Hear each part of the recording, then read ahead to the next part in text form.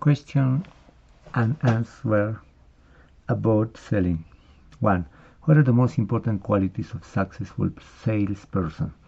Successful salespeople typically possess strong communication, listening, and interpersonal skills. They are empathetic, persuasive, persistent, and have a deep understanding of their product and service. They also highly organized, self-motivated, and results-oriented. 2. How can I improve my communication skills? To improve your communication skills, focus on active listening, clear and concise speaking, and non-verbal communication. Practice your presentation skill. Learn to adapt your communication style to different personalities, and seek feedback for colleagues or mentors. 3. How do I build rapport with potential customers? Building rapport involves creating a connection with your customer based on trust and mutual understanding. Show genuine interest in their needs and concerns. Find common ground. Be respectful and professional, and maintain a positive attitude. 4. How do I handle occasion? Occasions are a natural part of the sales process. To handle them effectively, listen carefully to the customer's concern, acknowledge their objection, and provide a clear and concise response that addresses their specific issue. Be prepared to offer solutions of alternatives. 5. How can I close a sale effectively? Closing sale involves asking for the customer's commitment in a way that is comfortable and natural. Summarize the benefits of your product and service, address by remaining concerned, and confidently ask for the order. 6. What is the importance of follow-up? Following up with potential customers is essential for building relationships and stay top of the mind. Send thank you notes, provide additional information of resource, and checking in periodically to see if they have any question, if you can be a further assistance. 7. How can I improve my product knowledge? Deep product knowledge is crucial for effectively selling your product or service. Take advantage of training opportunities, read product documentation, use the product yourself, and stay up to date on new features or updates. 8. How do I set and achieve sales goals? Setting SMART goals, specific, measurable, achievable, relevant, time-bound, can help you stay focused and motivated. Break down large goals into smaller, more manageable tasks, track your progress, and celebrate your successes. 9. What are some effective sales techniques? There are various sales techniques such as spin selling, situation, problem, implication, need, payoff, solution selling, and consultative selling. Research different techniques and find those that align with your style and the type of product or service you are selling. 10. How can I stay motivated in sales? Sales can be challenging, so it's important to stay motivated. Celebrate your achievements, learn from your setbacks, focus on the positive impact you are making, and surround yourself with a supportive team.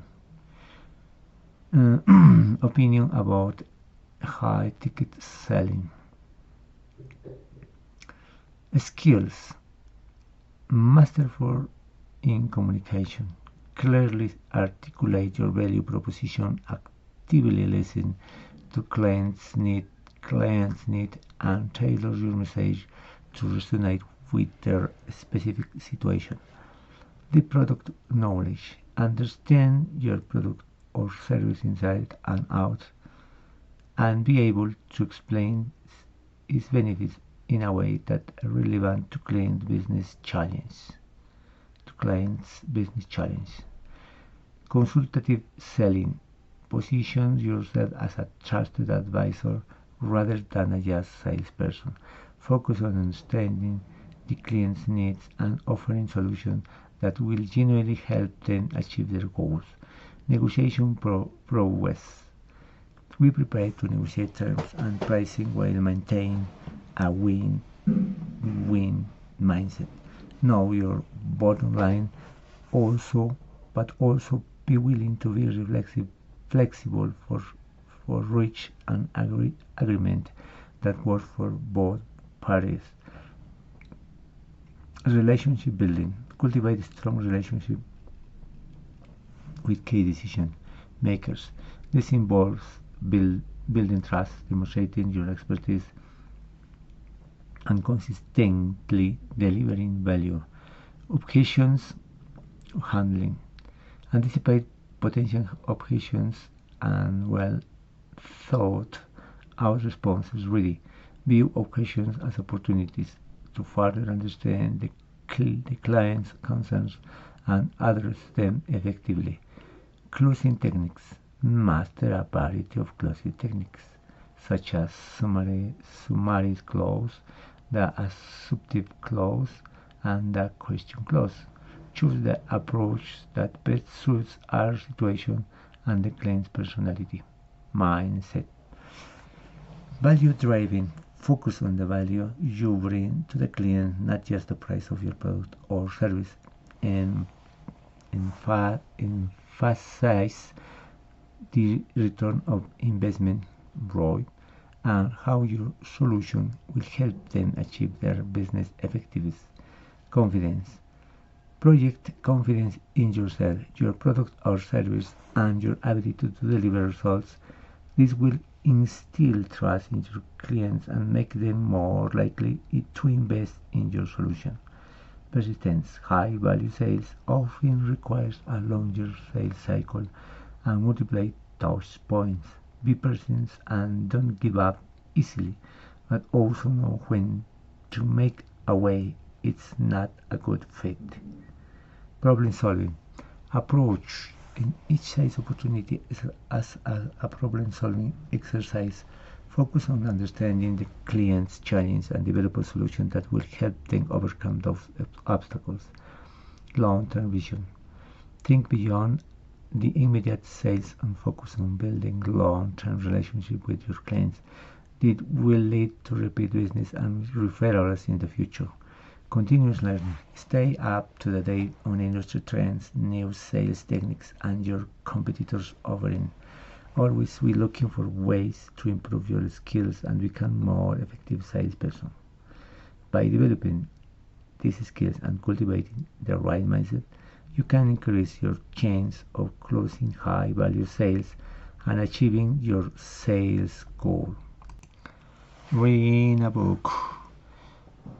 Emotional value. Kids can and should contribute positive energy and love within the family culture. Everyone has good days and bad days emotionally. Understanding this and looking for ways to elevate positive emotional energy within family is a great job for everyone. When one family member is having an off day, we should try not to take it personally. Instead, we should try to lean and create positive emotional value in an effort to improve the atmosphere. Spiritual value. These principles are true for spiritual energy too. This can mean something different for each family. Imagine a family where it's everyone's job to live each other and strengthen the connectedness of the family.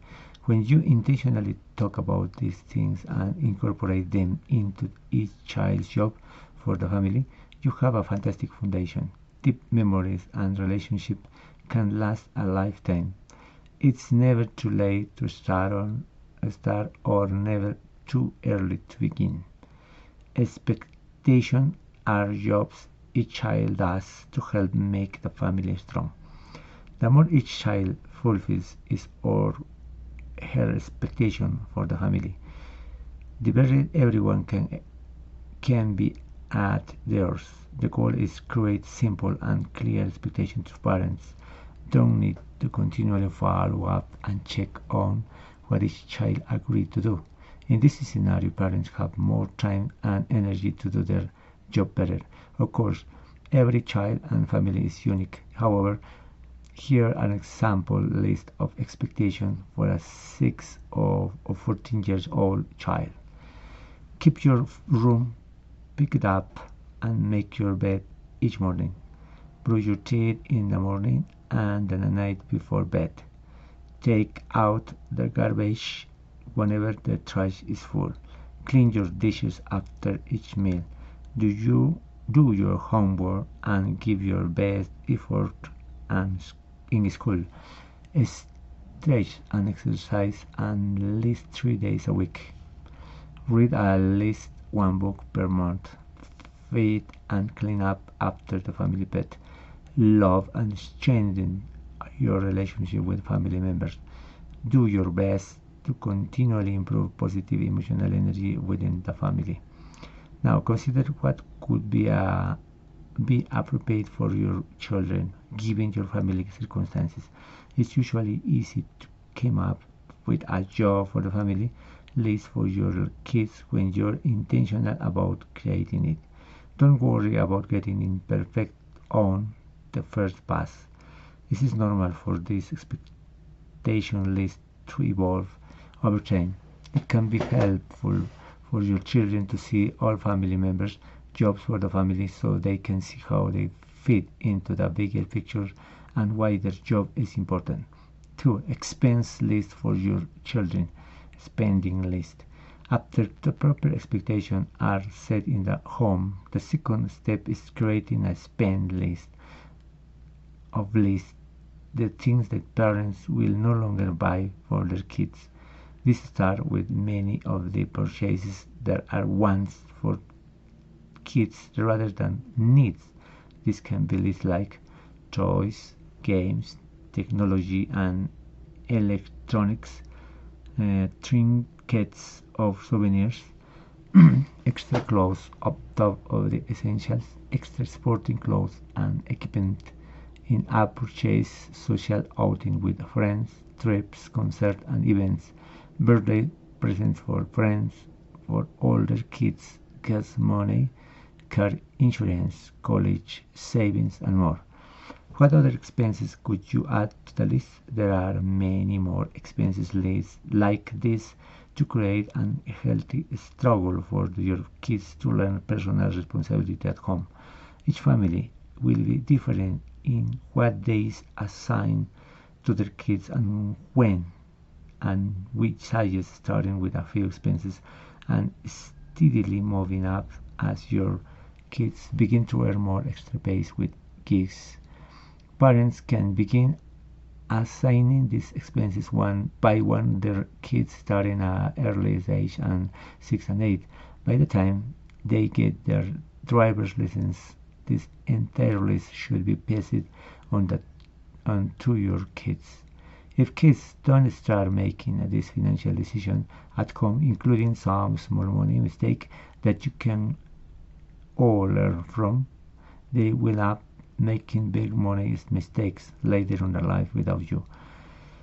And the bank of mom and dad will just keep rolling throughout their 20s.